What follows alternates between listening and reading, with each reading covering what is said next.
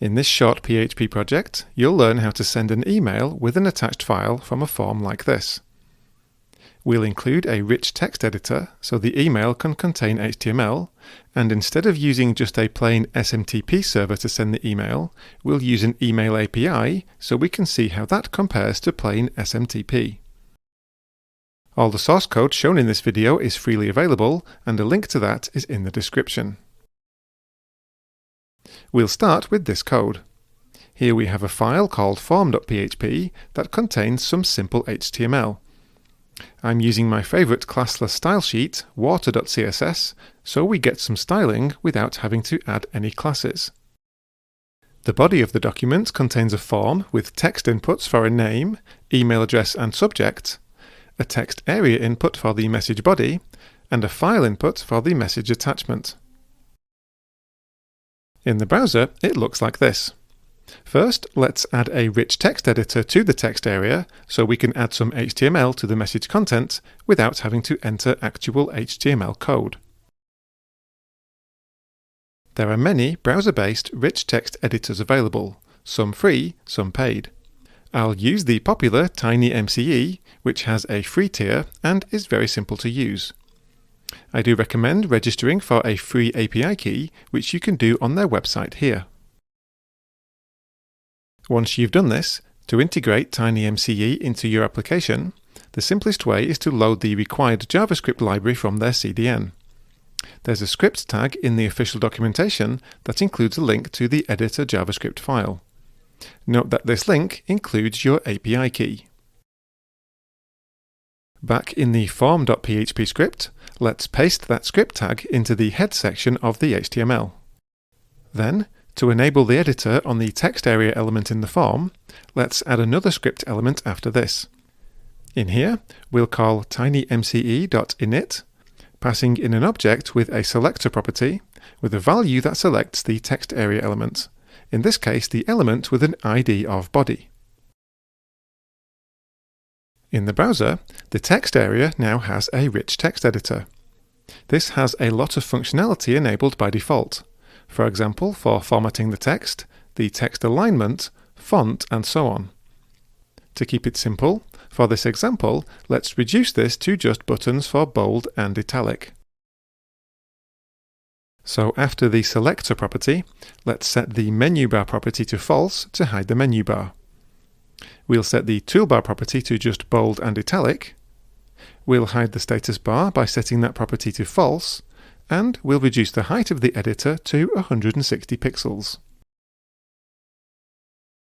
Now in the browser, the editor is much simpler and contains buttons for just bold and italic.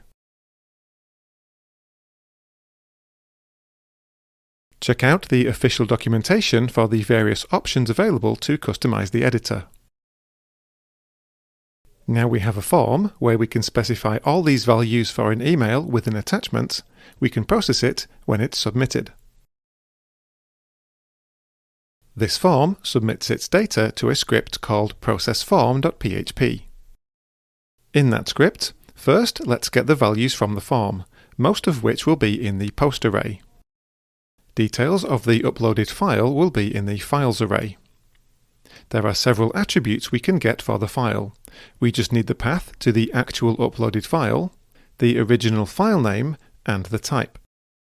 In order to keep it simple for the purposes of this video, I won't validate any of these values, but in a production application this is recommended. I cover uploading files using PHP in detail in another video, and there's a link to that in the description.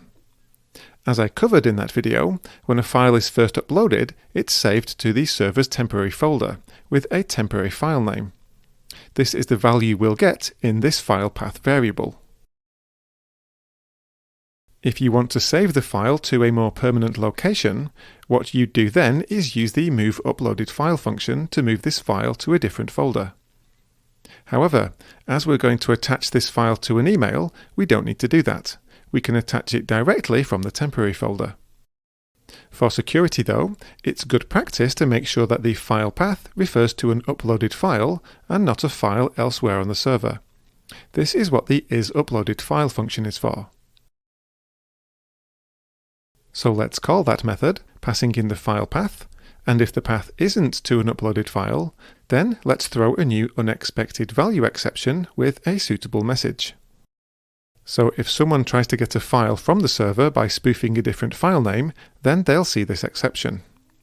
As for the type of the file, this value also comes from the browser, so it could be spoofed. A more reliable way to get the MIME type of the file is to use the MIME content type function, passing in the path to the file, so we'll do that instead.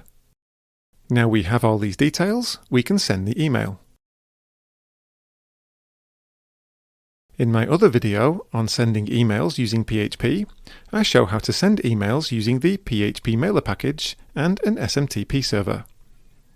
In this video, for comparison purposes, I'm going to use an API to send the email. We can call an API directly from PHP, using curl for example, but I'm going to use one that has an official PHP library, as this makes it much easier. There are many different providers that offer this service, and I'm going to use Postmark. To use this, you need to sign up for an account, which has a free tier so you can try it out at no cost. Postmark has an official PHP package, so to start using Postmark, let's install that first. I'll do this on the command line using Composer. Note that you have to run this command from your application folder. This will install the package and its dependencies in the vendor folder. To load the classes from this package, let's require Composer's autoloader at the top of the script. Then let's add some use statements to import some classes that we'll need into the current namespace. Then, after the rest of the code, we can create an object of the Postmark client class. To authenticate with your Postmark account, you need to pass an API token in here. You can get an API token from the Postmark dashboard in the Servers section. We pass this to the Postmark client's class constructor when we create the object. Note that in a production application, you wouldn't hardcode this value in here, you'd store it in a separate configuration file like a .env file. But to keep it simple, I'll just leave it hardcoded. Then, to send the email, we call the sendEmail method on the client object. The arguments to this method are the attributes of the email. There are a lot of arguments to this method, so we'll use named arguments in order to not have to worry about which order we specify them in. First, let's set the from address, which needs to be one of the sender signatures on your Postmark account. You can view and set these in the Sender Signatures section of your Postmark dashboard. If you want to add an optional name to the sender, you put this before the email address, followed by a space, then enclose the email address itself in less than and greater than signs. Then we'll set the recipient email address, which we'll get from the email variable we created above. To set the name, we'll add the name variable, again using the same format as the from address. Note that for the free Postmark account while testing, the recipient email address must share the same domain as the from address. Then we can set the subject and the HTML body of the email. As not all email clients support HTML, it's good practice to send text-only content too. Let's keep this simple and just use the strip tags function on the body variable, which will remove all the HTML tags, leaving just the text. Then we can specify the attachment. First, before we call the sendEmail method, let's create a new attachment object using the static fromFile method on the Postmark attachment class. To do this, we need to pass it in the file's path, name, and type. Then we can add this to the email by specifying it in the attachments argument of the sendEmail method. This argument is an array, so multiple attachments can be specified. The sendEmail method returns a result object when successful, so let's assign this to a variable. This object gives access to various properties of the sent message, such as the message ID, server used, and so on. Check the documentation for more details. After we've sent the email, let's print out a message. If the email isn't sent successfully, or there's another problem like authentication, then an exception is thrown. So let's enclose this code in a try-catch block. A general exception will be thrown if the API is unreachable or it times out. In this case, let's just print out the message from the exception. If the API is reachable, but there's a problem with the data or a server error, then a postmark exception can be thrown.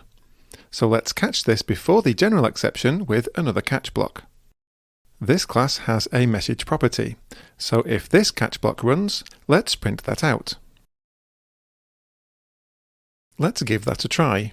Let's fill in the form with a name, email, subject, and a message containing some text formatted with HTML. Let's also add an attachment. When we send this, we get the output saying the message was sent. In the email client, there's the message with the name, subject, and body we specified. The message also has a file attachment, which is the file we selected in the form. If we view the original content of the message, we can see the text body contains the same text as the HTML body, but without the tags.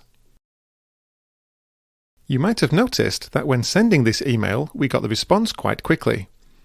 When using PHP Mailer and an SMTP server, there was a slight delay when sending an email.